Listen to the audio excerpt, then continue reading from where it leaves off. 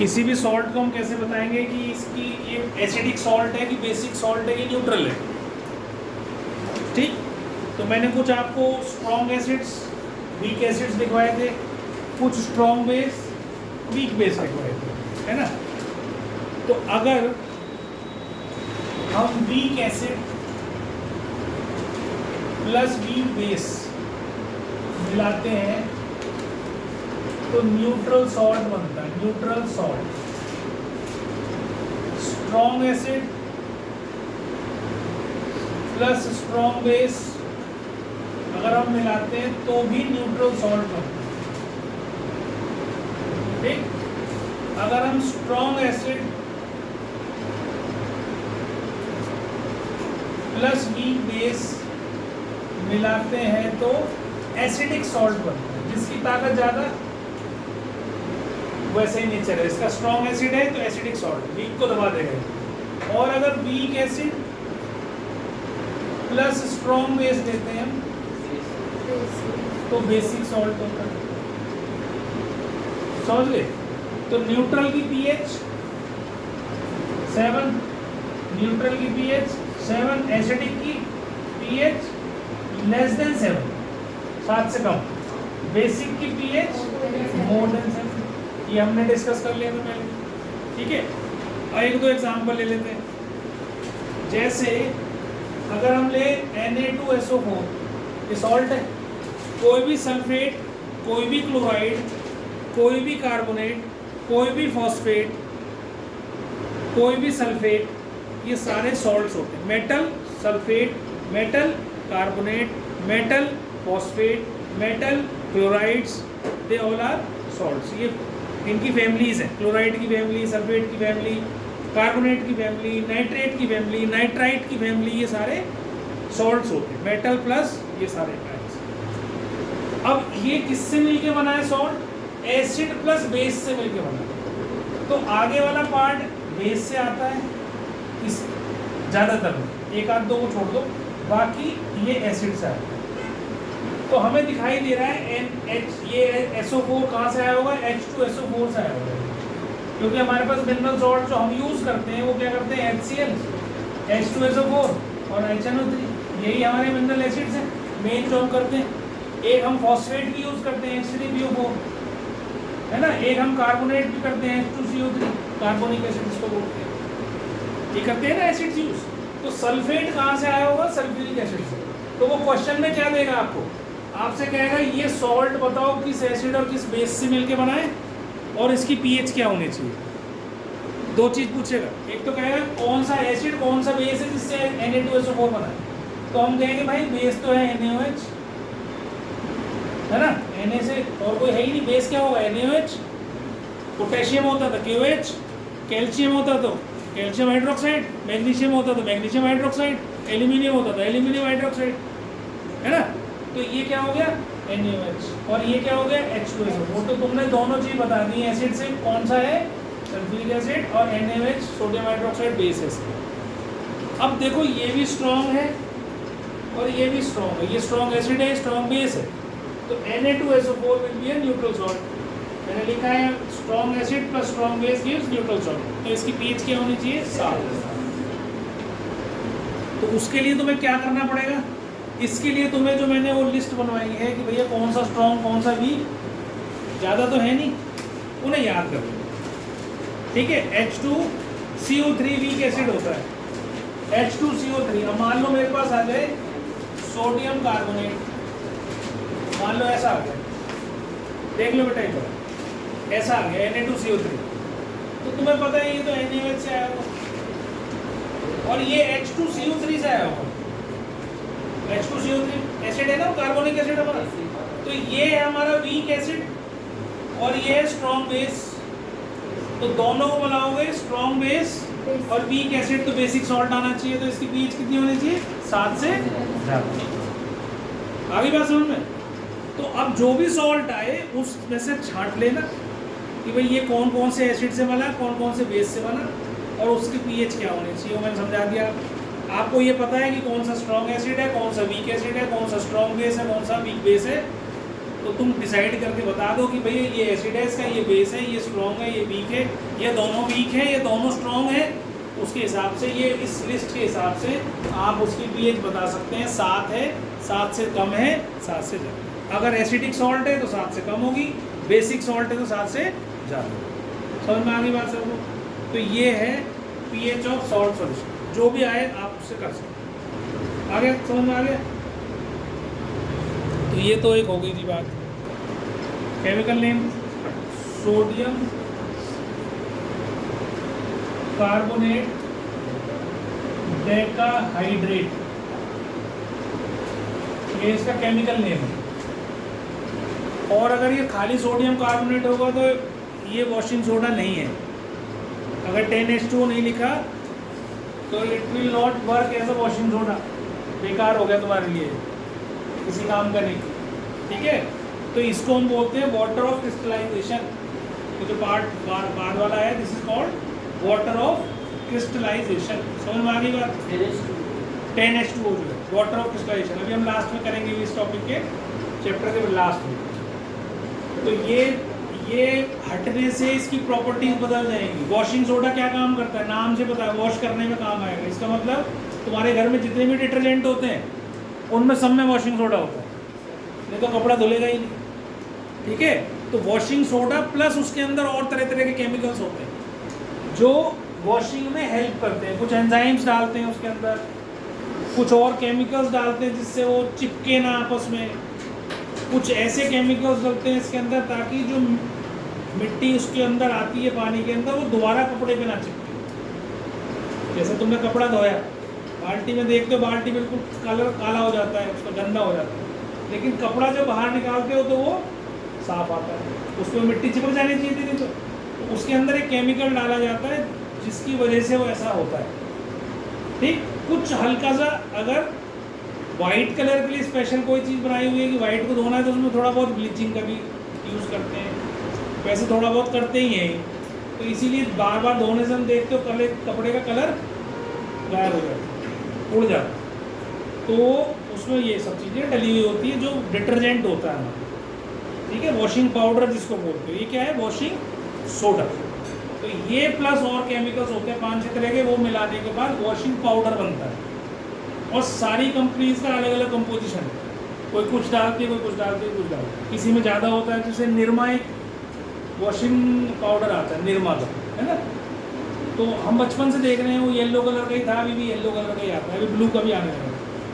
तो उसको जब हम हाथ पे रखते थे तो हाथ गर्म हो जाता था हमारा। अगर तुम सर्फ को रखोगे तो इतना गर्म नहीं महसूस करोगे, लेकिन उसको सूखे को रखो, उसमें थोड़ा सा पानी डालो, यू विल फील हीट, अच्छी हीट फील करोगे कि गर्म हो रहा है कलर। इसका मतलब क्या है? उसके अंदर बेस ज़्यादा है, उसमें कास्टिक सोडा ज़्यादा डाल रखा है। तो इसलिए अच्छे कपड़े धोने के लिए सस्ता है, क्योंकि वो तो मास के लिए है, वो मास मतलब ज़्यादा लोगों के लिए। तो गरीब लोग सस्ता खरीद लेते हैं, 30 रुपये, 40 रुपये, 50 रुपये किलो। अगर तुम सर्फ एक्सेल खरीदने जाओगे तो 100 रुपये से ज़्यादा किलो का है। तो कई तरह की कैटेगरी में निकलते हैं, हर कंपनी के डिटर्जेंट्स कई कैटेगरी में होते हैं, महंगे वाले भी होते हैं, सस्ते वाले भी होते हैं।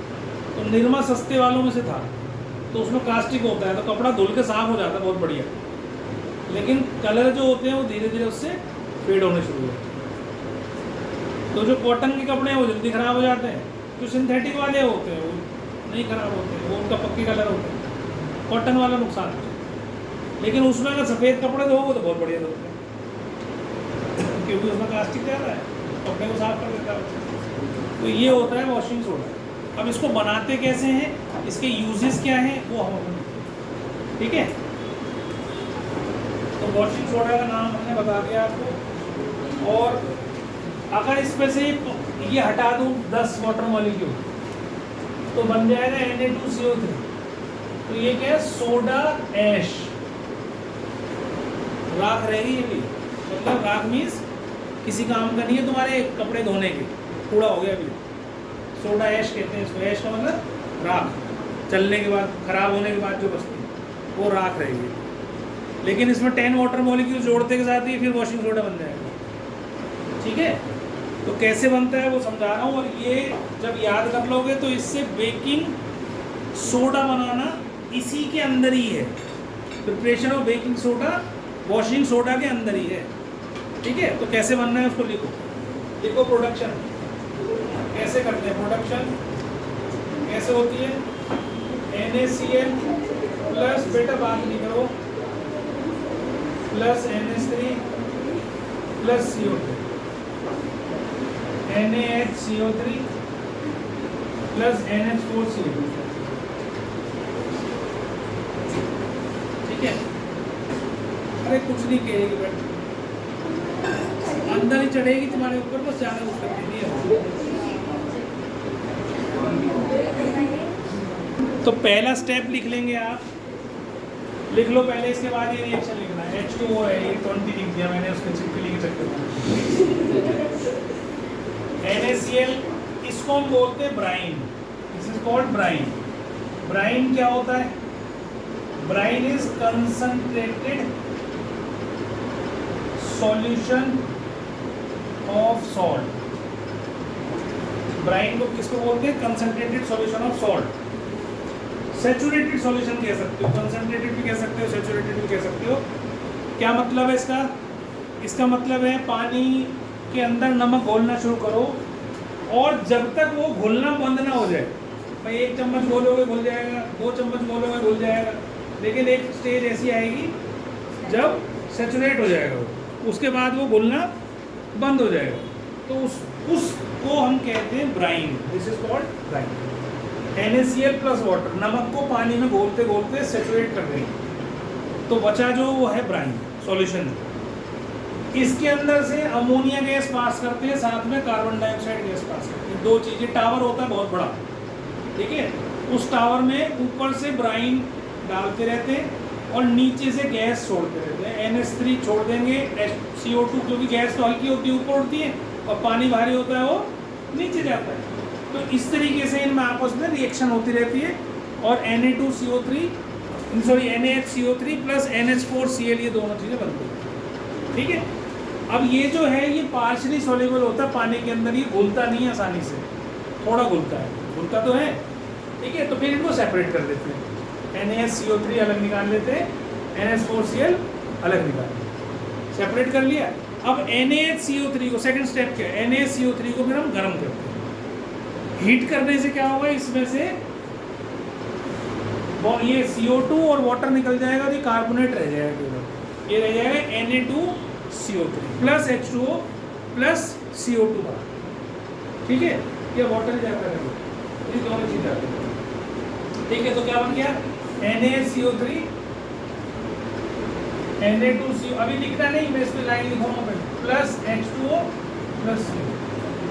अब Na2CO3 तो सोडा ऐश है, इसका तो कोई यूज नहीं हमारे लिए, तो फिर से रिक्रिस्टलाइज करते हैं इसको, पानी मिलाते हैं इसके अंदर, 10 वाटर मॉलिक्यूल मिला देते हैं और इससे क्या होता है, Na2CO3 डॉट 10H2O, ये बन के आता है, जिसको हम वॉशिंग सोडा बोलते हैं। This is washing soda. अब इसकी प्रॉपर्टीज कपड़े धोने वाली होंगी, इसकी प्रॉपर्टीज कपड़े धोने वाली नहीं होंगी।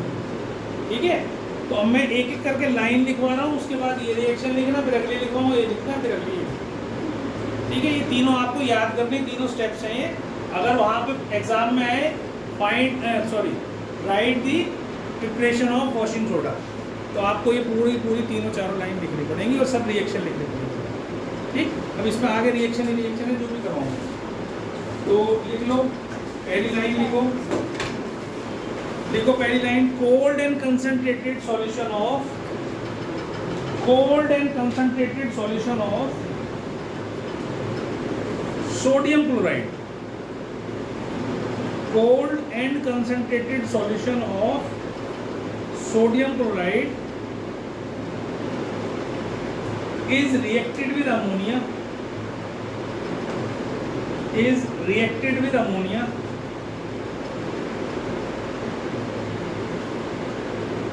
and carbon dioxide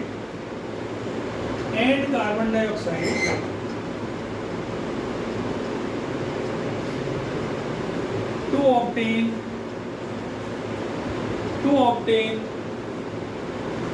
sodium hydrogen carbonate या सोडियम बाइकार्बोनेट, कुछ भी लिख सकते हो। To obtain sodium hydrogen carbonate, ये इसका केमिकल नेम, और कॉमन नेम सोडियम बाइकार्बोनेट बोलते हैं, और ये हो गया अमोनियम क्लोराइड। तो आप क्या लिख रहे हो, to obtain sodium hydrogen carbonate, इतना ही लिखना है आपने। ठीक है, तो ये पार्शली सॉल्युबल होता है, इसलिए ये अलग सेपरेट हो जाता है आराम से।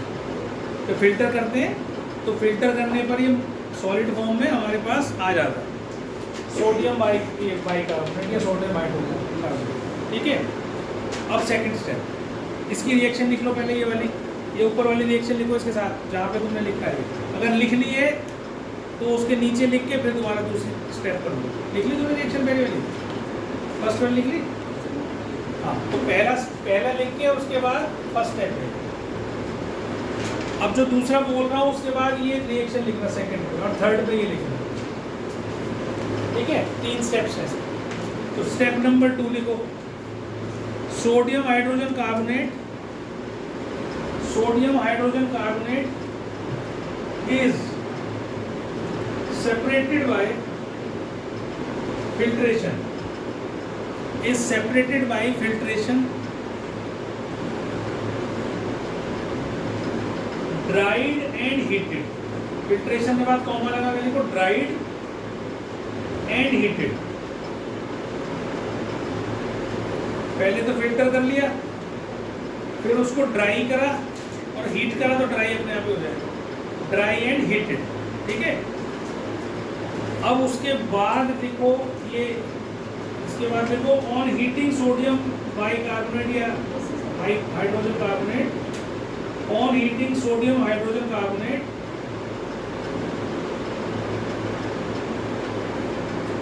On heating sodium hydrogen carbonate,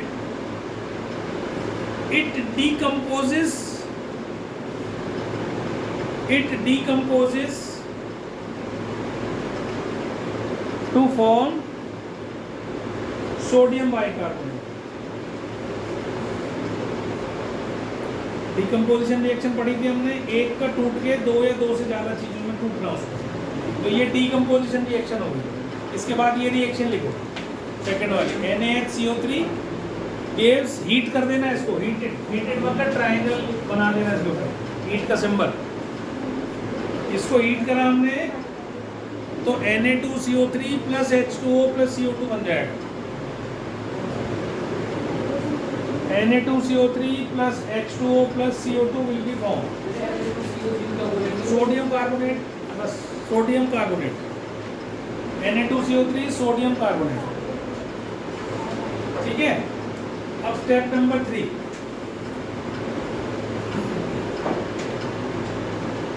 देखो अब इसको हम एनहाइड्रस सोडियम कार्बोनेट भी बोल सकते हैं, इसको हम, सोडा ऐश तो नाम है ही है, इसको हम और क्या बोल सकते हैं, एनहाइड्रस सोडियम कार्बोनेट। एनहाइड्रस मतलब जिसके अंदर पानी ना हो। ठीक है, हाइड्रेट का मतलब क्या होता है, पानी, जैसे पानी हो, तो एनहाइड्रस मतलब जैसे पानी ना हो, तो एनहाइड्रस सोडियम कार्बोनेट भी बोल सकते हैं, सोडा ऐश भी बोल सकते हैं, सोडियम कार्बोनेट भी बोल सकते हैं, कोई दिक्कत नहीं। ठीक है, देखो anhydrous sodium carbonate is dissolved in water, anhydrous sodium carbonate is dissolved in water, third step बोल रहा हूं मैं, is dissolved in water and recrystallized, is dissolved in water and recrystallized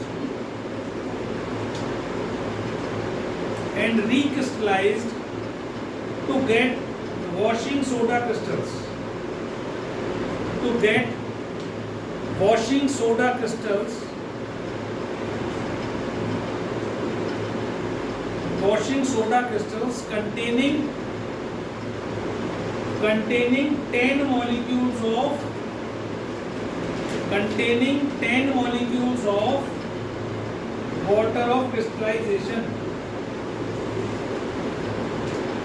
दोबारा बोल रहा हूँ, पूरी लाइन पूरी बोल रहा हूँ, anhydrous sodium carbonate is dissolved in water and recrystallised to get washing soda crystals containing 10 molecules of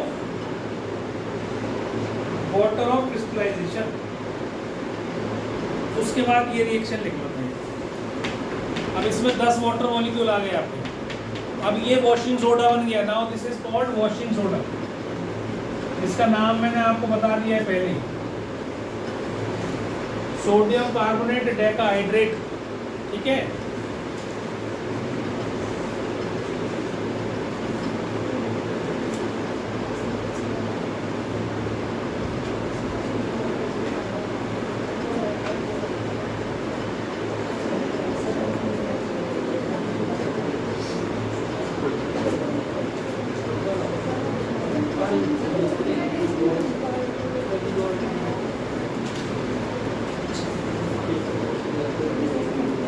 हो गया। अब इसके बाद आता है हमारा, अब देखो ये जो वॉशिंग सोडा है ना, ये आप देखते हो पानी में घुल जाता है। तो कुछ मेटल कार्बोनेट्स हैं जो पानी में घुलते हैं, उनमें से एक है ये। सारे मेटल कार्बोनेट पानी में नहीं घुलते, सॉल्युबल नहीं है, पर ये सॉल्युबल है। बेटा तू क्यों परेशान है इतनी? तू खड़ी हो जाए। हाँ बेटा खड़ी हो, पीछे पहुँच सबसे लास्ट में, और कल से बैठे। अगला टॉपिक हमारा आता है वॉशिंग सोडा से। इसका पहले यूजेस लिख लो कुछ, देखो वॉशिंग सोडा यूजेस लिखो। वॉशिंग सोडा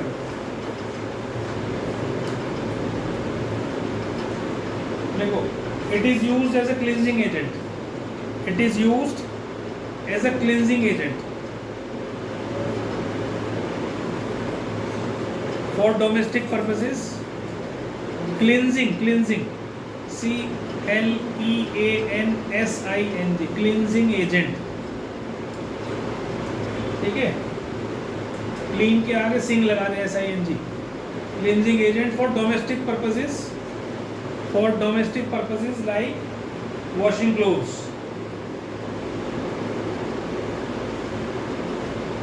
ठीक है, नंबर 2 लिखिए। It is used in the manufacture of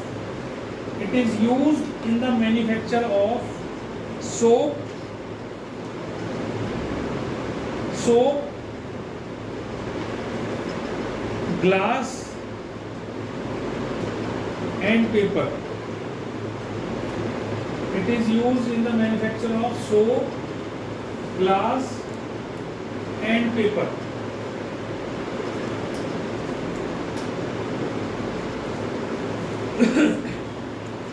It is used in the manufacture of, third point देखो, it is used in the manufacture of sodium compounds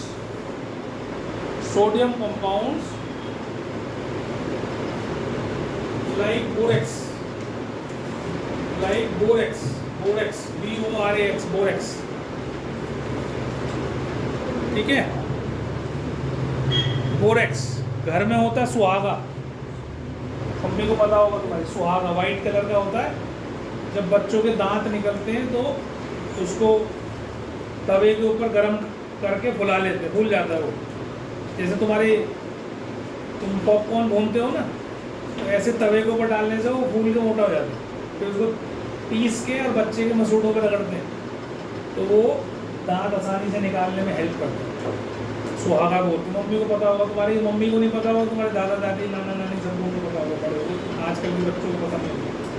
ठीक है, और भी कई सारी चीज़ों में काम आता है बोरेक्स। इसमें काम आता है जब जुकाम हो जाता है तो बोरेक्स खा लो गर्म पानी के साथ, तो जुकाम रुक जाता है, रनिंग नोज हो रही है, तो बोरेक्स अच्छी चीज़ है, तो उसके बनाने में ये काम आता है। तो 3 यूजेस हो गए। अब अगला टॉपिक डालो बेटा, इधर से बेकिंग सोडा। अगला टॉपिक डालो बेकिंग सोडा।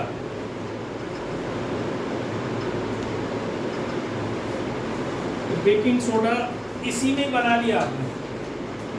ठीक है, इसमें हमें कुछ नहीं करना। जो ये सोडियम हाइड्रोजन कार्बोनेट है ना, यही बेकिंग सोडा है। Sodium hydrogen carbonate is baking soda.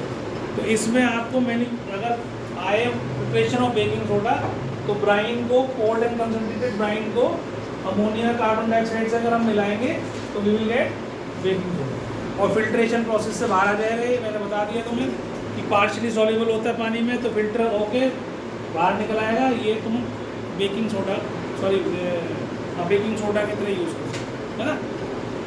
अब ये कहाँ यूज़ होता है इसकी प्रिपरेशन के लिए, कहाँ ये यूज़ हो रहा है। बना तो तुमने लिया, इसलिए बन गया, तो कहाँ यूज़ हो रहा है ये। जो भी आप केक बनाते हो उसमें बेकिंग सोडा नहीं होता, उसमें बेकिंग पाउडर यूज़ होता है। अब ध्यान से समझना मेरी बात। तो जो ये सोडियम कार्बोनेट बना था, सोडियम कार्बोनेट NaCO3 को हमने हीट करा था, सेकंड स्टेप क्या बना था, सोडियम कार्बोनेट बन गया। तो सोडियम कार्बोनेट जो है वो बेसिक होता है नेचर में। क्यों होता है बेसिक, अभी मैंने बताया था Na2CO3, इससे बनता है NaOH प्लस H2CO3। ये वीक एसिड है, ये स्ट्रॉन्ग बेस है, तो ये बेसिक नेचर का होगा। भाई स्ट्रॉन्ग बेस है तो बेस होगा ना ये, तो ये बिटर होता है, कड़वा होता है, ठीक है। तो अगर हम इसको सीधा केक में डाल देंगे तो उसमें कड़वाहट आ जाएगी, केक में कड़वाहट आ जाएगी। अब जब कड़वाहट आ गई तो अब खराब लगेगा, स्वाद तो आएगा नहीं, चाहे कितना भी मीठा डाल दो कड़वाहट कभी नहीं जाती। तो क्या करते हैं, इसको, इसकी बेसिक नेचर को वो करने के लिए, हटाने के लिए, न्यूट्रलाइज करने के लिए इसके अंदर एक वीक एसिड डाल देते हैं, जो सिट्रिक एसिड डाला जाता है, या सिट्रिक एसिड भी डाल सकते हो, या एक टार्ट्रिक एसिड डाला जाता है, टार्ट्रिक एसिड, ठीक है। तो टार्ट्रिक एसिड क्या करेगा, उसको न्यूट्रलाइज कर देता है, और न्यूट्रलाइज करके सॉल्ट बना देता है। जो जब हीट होगा Na2CO3 बनेगा, इसमें बेसिक नेचर होने के NaOH है ना इसके अंदर, तो उसको न्यूट्रलाइज करके वो क्या कर देगा, it will convert it into A salt.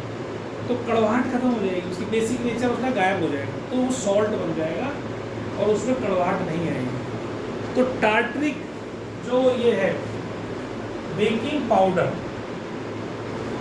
Baking powder जो होता है वो क्या होता है, baking soda plus tartaric acid. तो ये दोनों उसके अंदर मिले होते हैं बेकिंग पाउडर के अंदर, ठीक है। तो baking powder, baking soda plus tartaric acid. अब ये केक्स में यूज होता है, it is use in cakes, it is use in breads, bread में यूज होता है। तो जितनी भी खाने की चीज़ें जो तुम देखते हो बहुत स्पॉन्जी सी होती है, फ्लफी होती है। पाव हो सकते हैं, पाव भाजी खाते हैं उसके पाव होते हैं, वो भी ब्रेड ही है। केक भी आती है, वो भी सॉफ्ट होती है।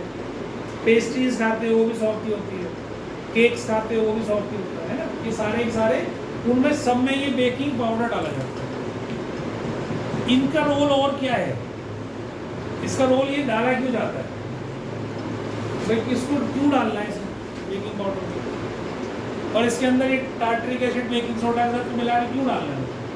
इसलिए डालना है कि जब हम सेकंड रिएक्शन लिखी थी हमने NaHCO3 को, जब हमने हीट किया NaHCO3 को जब हमने हीट किया तो इसमें से क्या बना, Na2CO3 plus H2O plus CO2। इसमें से CO2 गैस रिलीज हो जाती है, और CO2 गैस तो बाहर निकलेगी। देखो कैसे बनता है केक, कैसे बनाते हैं, पहले मैदा लेते हैं, उसमें ये डाल देते हैं बेकिंग पाउडर, और जो खाने के चीनी वीनी जो भी डालना है वो डाल के डो तैयार हो जाता है। जैसे तुम आटा बांटते हो ना, ऐसे आटा बन जाता है। उसके बाद उसको उठा के हम किस में रखते हैं, अवन में रखते हैं। अब अवन में रखते हैं तो हीट होता है। अब हीट होता है तो इसके अंदर, क्योंकि ये पड़ा हुआ है NaCO3, जब हीट होता है तो इसमें से CO2 प्रोड्यूस होती है। तो CO2 तो अंदर भागेगी बाहर की तरफ क्योंकि गैस है, तो जगह जगह जहाँ से वो भागती है वहाँ पे एक चैनल बना देती है। तो तुम देखते हो गड्ढे गड्ढे से होते हैं उसके अंदर, आज जाके देखना है ना, उसके अंदर छोटे छोटे ऐसी ढोकला होता है, ढोकला फ्लफी होता है, उसमें भी डलता है। तो CO2 उस जगह को बनाती है, वो उसको फ्लफी बना देती है, स्पॉन्जी बना देती है, स्पॉन्ज की तरह वो ऊपर नीचे होने लग जाता है। समझ में आ रही है मेरी बात। तो इसका काम है वो बेकिंग पाउडर का, बेकिंग पाउडर इसलिए डाला जाता है ताकि केक को हम फ्लफी या स्पॉन्जी बना सकें, सॉफ्ट हो जाता है बहुत ज़्यादा। और नहीं तो तुम आटे को अगर गर्म कर दो सीधा सीधा तो तुम उसको मठरी की तरह खाओगे, है ना, मठरी खाते हैं ऐसी हो जाएगी अगर उसके अंदर बेकिंग ये नहीं सॉफ्ट नहीं होगा वो, तो ये इसके लिए काम है। ठीक है, तो अब मैं इसको लिखवा रहा हूँ, थोड़ा सा वो लिख लो। मैं इसकी प्रिपरेशन नहीं लिखवा रहा हूँ, प्रिपरेशन आपने कर ली है, वो आप दोबारा से लिख लेना।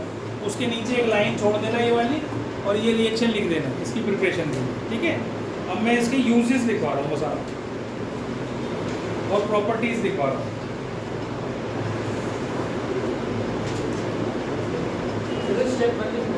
सिर्फ स्टेप पहला लिखना है आपने, और कुछ नहीं लिखना। और उसमें बस ये लिख देना जो स्टेप 2 की पहली लाइन थी ना, फिल्टर करने वाली, है ना, फिल्टर करके आप उसको NaCO3 अलग कर लेते, तो फिल्टर करके NaCO3 अलग कर लेंगे तो आपके पास बेकिंग सोडा आ जाएगा। अब प्रॉपर्टीज लिख लो बेटा, देखो अब मैं सोडियम हाइड्रोजन कार्बोनेट नहीं बोल रहा हूँ, मैं हर जगह NaCO3 बोलूँगा क्योंकि वो लंबा लिखना पड़ता है। देखो NaCO3 consists of white crystals. NaCO3 consists of white crystals which are sparingly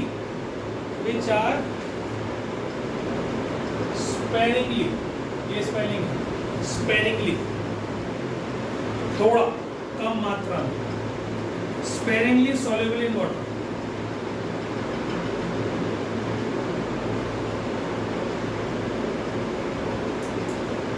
ठीक है, सेकंड प्रॉपर्टी लिखो, it is a mild non corrosive base. It is a mild non corrosive base, नुकसान नहीं करता हमें, नॉन कोरोसिव, माइल्ड है, बहुत ऐसा बेस है जो पीएच जिसकी 7 के बिल्कुल नज़दीक है, हमें नुकसान नहीं पहुंचाता। एक तो होता है कि बिल्कुल स्ट्रॉन्ग बेस हो जाए, तो strong base is harmful for us, तो थोड़ा सा माइल्ड है बस खाली, है ना। पर इससे फ़ायदा ये होता है कि ये एसिडिटी को रिमूव करने में हमारी हेल्प करता है, बेसिक होने का। तो मैंने बताया था ना उस दिन, एसिडिटी होती है, खाना सोडा लो, खाना सोडा बोलते हैं देसी भाषा में इसको हम जो ये बोल रहे हैं बेकिंग सोडा। बेकिंग सोडा बाज़ार से मिल जाता है, वाइट कलर का पाउडर होता है, क्रिस्टल की फॉर्म में 40-50 रुपये किलो मिलता है। ठीक है, बाजार से लाओ। और जब भी कभी एसिडिटी हो, ज़्यादा नहीं खाना चाहिए, उसको नुकसान भी करता है ज़्यादा खाने से, आदत हो जाती है। तो जब भी कभी एसिडिटी हो, कोई भारी खाना खाए या खट्टी डकारे आ रही है, आधा चम्मच पानी में घोलो तो बट करके पी लो, थोड़ी देर में ही एसिडिटी शांत हो जाएगी। लेकिन रेगुलर बेसिस पे खाओगे तो शरीर को खराब करेगा, नुकसान करेगा बहुत ज़्यादा। ठीक है, तो ज़्यादा नहीं खाना। फिर अगला लिखो, थर्ड, एक्शन ऑफ हीट।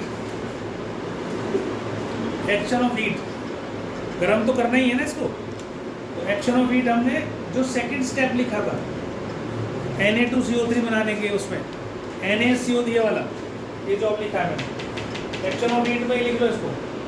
फिर मैं बोलता हूँ लाइन, इसको लिखो लाइन को पहले, एक्शन ऑफ हीट, इसको गर्म करने से क्या होता है, लिख बेटा, वो बैठा क्यों है, वहीं मैथ कर रखा है, वहीं साइंस कर रहा है, तुम्हें तो कहाँ लिखेगा वैसे, ये देख, इसके बाद उठा के वहाँ लिखेगा 4-6 पेज बाद। हमें कुछ है उसमें, जीवन में कोई तरीका है, रूल्स हैं कुछ नहीं उसके रखने के, ये ऐसी कचरे की तरह रहेगा।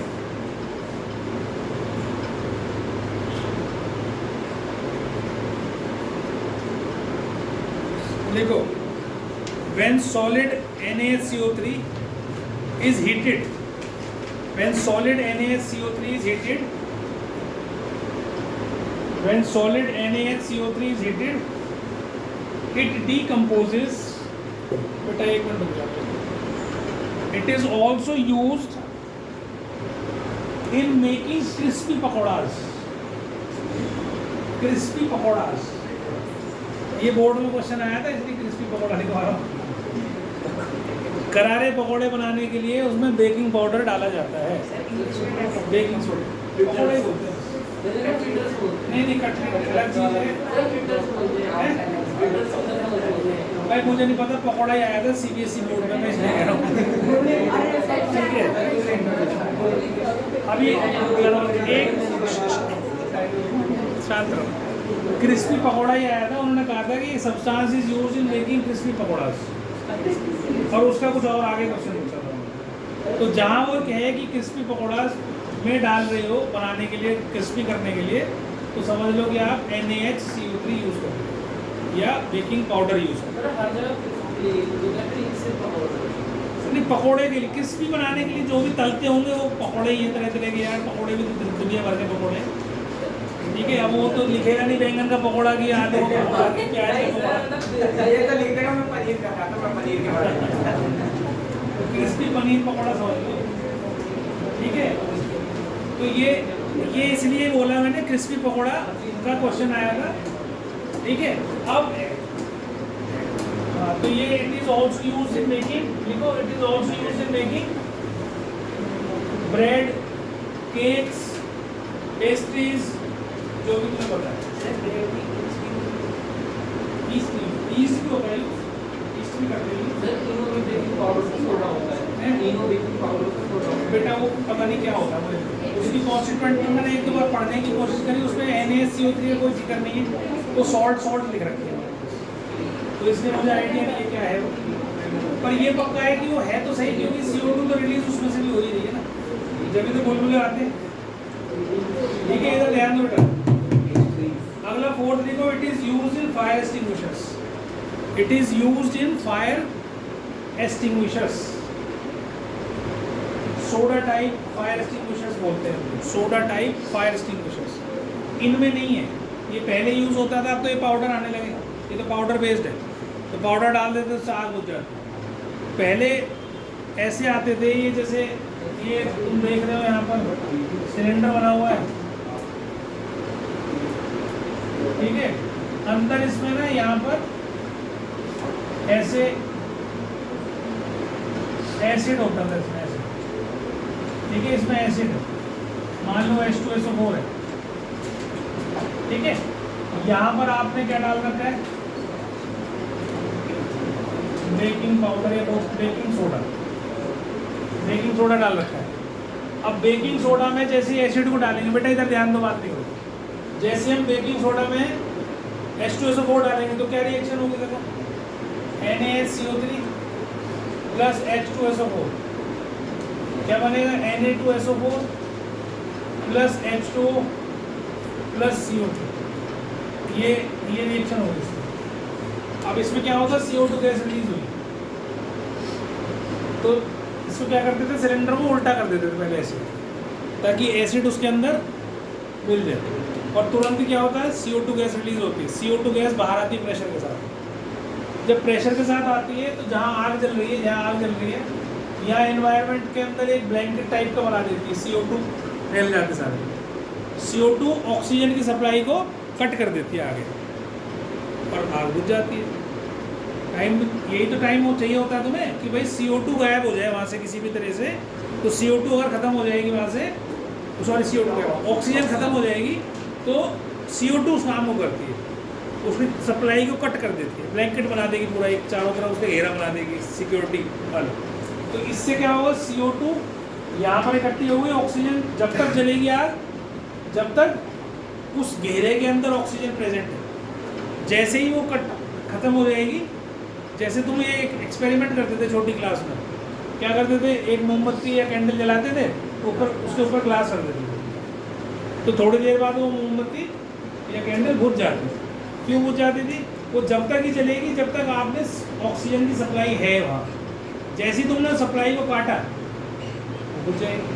तो वही प्रिंसिपल यहाँ पर भी लग रहा है, ठीक है, जो छोटी क्लास में तुमने पढ़ा है। तो ये आग बुझाने के काम भी आता है, NaHCO। समझ में आ रही बात। अब आ जाते हैं आगे, अगला टॉपिक आता है हमारा ब्लीचिंग पाउडर। देखो ब्लीचिंग पाउडर आज सारे कपड़े धुलवा के बिल्कुल वाइट कर दूंगा, ब्लीच भी करवा देंगे आज, ठीक है। तो ब्लीचिंग पाउडर कैसे बनाते हैं,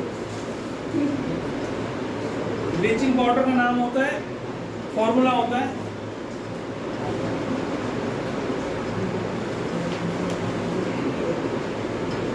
ब्लीचिंग पाउडर इज, ये कॉमन नेम है ब्लीचिंग पाउडर। इसका फॉर्मूला है CaOCl2, calcium oxy chloride. This is chemical name, calcium oxy chloride. नाम से पता चल रहा है कैल्शियम, ऑक्सीजन और क्लोराइड, तो calcium oxy chloride bleaching powder का फॉर्मूले का नाम है। ब्लीचिंग पाउडर कैसे बनता है? कैल्शियम हाइड्रोक्साइड में से अगर हम Cl2 गैस पास कर दें, कैल्शियम हाइड्रोक्साइड में से, तो CaOCl2 बन जाएगा, CaOCl2 बन जाएगा और H2O निकल आएगा। ठीक है, तो प्रिपरेशन लिखेंगे इसकी, प्रिपरेशन ऑफ ब्लीचिंग पाउडर ये लिख दो। देखो, इट इज प्रिपेयर्ड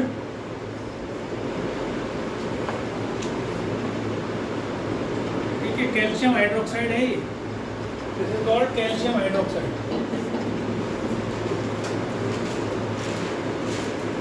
इसको हम स्लेक्ड लाइम भी बोलते हैं, स्लेक्ड लाइम। ठीक है, स्लेक्ड लाइम। जब हमें पहले वाइट वॉश करनी होती थी तो इसी से होती है। चूना होता है, चूना होता है CaO, कैल्शियम ऑक्साइड, उसको पानी में डालते हैं तो बहुत एक्सोथर्मिक रिएक्शन होती है, बुलबुले उठते हैं, खूब निकलते हैं। जो बचता है पानी वो होता है, यही पान में लगाया जाता है चूना।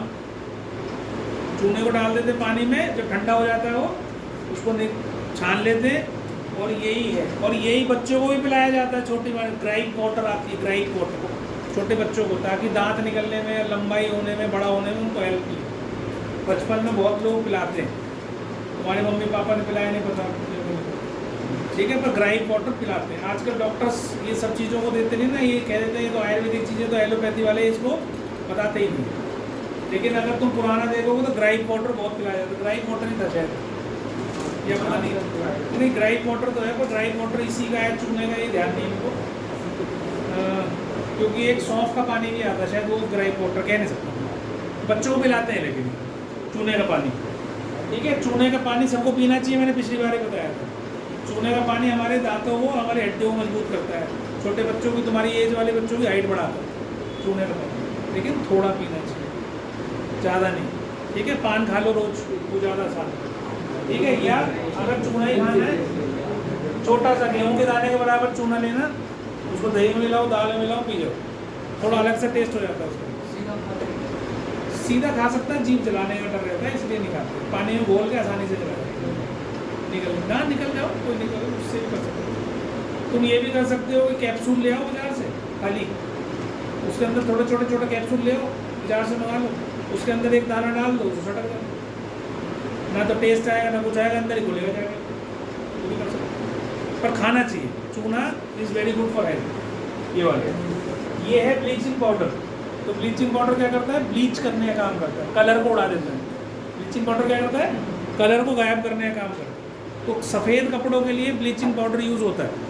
सफ़ेद कपड़े धोने, या अब तो पता नहीं अलग अलग चीज़ें आ गई, जैसे गर्मियों में पहले जब कम ठंड होती थी तो खेस यूज़ करते थे, हमारे घर में अभी भी है।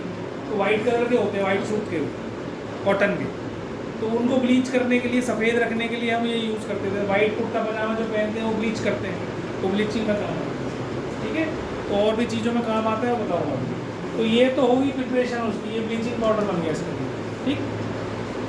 अब लिखो इसकी प्रॉपर्टीज। अभी मैंने लिखवाया नहीं कुछ भी, लिखो। Bleaching powder is prepared by passing chlorine gas over dry slaked lime, by passing chlorine gas over dry slaked lime, ठीक है। COH by passing chlorine gas over dry slaked lime.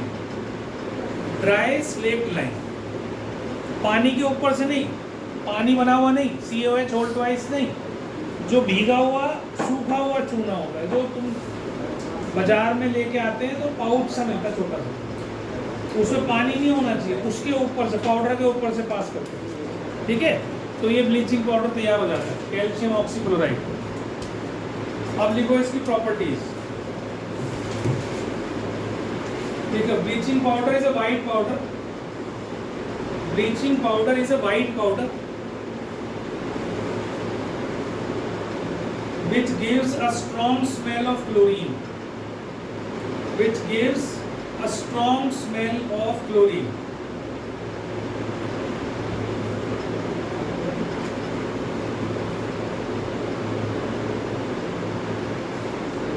ठीक है, bleaching powder is a white powder which gives a strong smell of chlorine. Number 2, bleaching powder is soluble in cold water. Bleaching powder is soluble in cold water.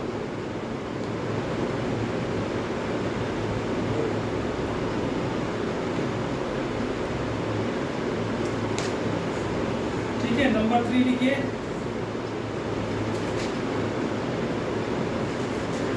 it reacts with dilute acids, it reacts with dilute acids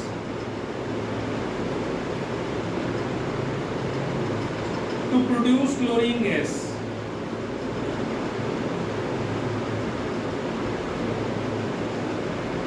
ठीक है, इसकी reaction भी लिख सकते हो, CaOCl2 को dilute acid के साथ हम डालते हैं, क्या बनाता है ये, CaSO4 plus H2O plus Cl2S। जितनी ज़्यादा क्लोरीन गैस किसी ब्लीचिंग पाउडर से निकलती है उतना ही बढ़िया ब्लीचिंग पाउडर है। इसी के बेसिस पर इसकी कीमत भी तय होती है। जिस एसिड में, जिस ब्लीचिंग पाउडर में से अच्छी गैस निकलती है, ज़्यादा निकलती है, वो महंगा बिकता है, जिसमें कम निकलती है वो, ठीक है, सस्ता बिकता है। क्योंकि हर जगह हमारा वो मिला देते हैं उसके अंदर और फालतू की चीज़ें, ठीक है, एडल्ट्रेशन हर जगह है। तो ये क्या करते हैं, जो खरीदते हैं वो उसके अंदर पहले इसको निकाल के देखते हैं क्लोरीन गैस कितनी रिलीज हो रही है। जितनी ज़्यादा रिलीज उतने ही स्ट्रॉन्ग ब्लीचिंग पाउडर है, उतना ही महंगा बिकता है। ठीक है, इसको कभी खुला नहीं छोड़ना चाहिए, खराब हो जाता है, क्योंकि ये क्लोरीन गैस रिलीज कर देता है एनवायरनमेंट में, खराब हो जाता है। किस में काम आता है ये, हमारी जितने भी टैंक्स होते हैं उसमें डाल दिया जाता है। अगर वो उसमें कई बार देखते हो तुम, छोटे छोटे कीटाणु पैदा हो जाते हैं, कीड़े पैदा हो जाते हैं, तो उस ब्लीचिंग पाउडर को उसमें डाल देते। कई बार हम बाहर से, हमारे पास घर पे पानी आता है तो उसमें स्मेल होती है क्लोरीन की, तो वो क्या करते हैं, पूरे बड़े टैंक्स में ब्लीचिंग पाउडर डाल देते हैं, तो उसमें जितने भी माइक्रो ऑर्गेनिजम्स हैं वो सारे मर जाते हैं और हम यूज़ कर सकते हैं उसको। तुम स्विमिंग पूल में जाते हो, वहाँ ब्लीचिंग पाउडर होता है खूब सारा, है बेटा? नहीं, हमको पीने में होता है वैसे, ठीक है, कभी कभी डालते हैं, वो भी ऐसा नहीं होता है कि रोज डालते हैं, पर कभी कभी डालना इसलिए पड़ता है क्योंकि अब तुम टैंक में यूज़ करते हो पानी। अब हमारे घरों में क्या सिस्टम है, अंडरग्राउंड टैंक्स बने हुए हैं सेक्टर में जितने भी हैं, तो उसमें पानी इकट्ठा करते हैं, वो पानी ऊपर जाता है मोटर से, फिर वही पानी नीचे आता है, वही फिल्टर होता है हमारे घर में और हमें मिल जाता है। फिर वो RO में आएगा या कोई भी फिल्टर लगा रखा है उसके थ्रू होता हो हमारे पास आ जाता है ना, यही होता है ना। अब अगर पानी टैंक में गंदा है, तुमने उसको अंदर ब्लीचिंग पाउडर नहीं डाला है और वो 2-4-5 दिन से खड़ा हुआ है पानी, या तुम आए और उसे पी लिया तुमने, तो तुम बीमार हो जाओगे, चांसेस होते हैं बीमार होने के। जिनके घर में RO है या जिनके घर में फिल्टर है तो उनके कम चांसेस होते हैं, लेकिन सब लोग तो अफोर्ड नहीं कर सकते ना कि वो RO लगा लें या वो फिल्टर लगा लें, वो सीधा ही पानी पी रहे होते हैं। अब तुम्हारे घर में जो लेबर काम करने के लिए आती है, तुमने कभी नहीं देखा होगा, वो बाहर नल खुला हुआ है, उस नल खुले पानी से ही पी लेते हैं। वो तुम्हारे से मांग लेगी तो ठीक है, नहीं मांगेगी तो कहीं भी नल चल रहा होगा वहीं पे आएगी जाकर। पार्क में पानी आ रहा होगा वहाँ से पी लेगी, तुम नहीं पियोगे क्योंकि तुम्हें आदत नहीं पियोगे, बीमार हो जाओगे। तो हमारा इम्यून सिस्टम उतना स्ट्रांग नहीं है क्योंकि हमें आदत अच्छे की है, हम साफ सुथरा करते करते करते करते हमने अपनी स्थिति खराब कर ली है। गाँव में भी कोई नहीं पीता, जैसा पानी निकला वही पी लिया, जहाँ से वो बीमार नहीं होते आसानी से। और हम लोग बीमार होते हैं क्योंकि हमने उसको इतना रिफाइन कर दिया कि अब वो जैसे ही उस एडल्ट्रेशन होता है उसमें तुरंत बीमार हो जाए, तुरंत। तो और जितना ज़्यादा करते जाओगे उतना ज़्यादा बीमारी होती जाएगी। ठीक है। चलो आज इतना ही करेंगे बस।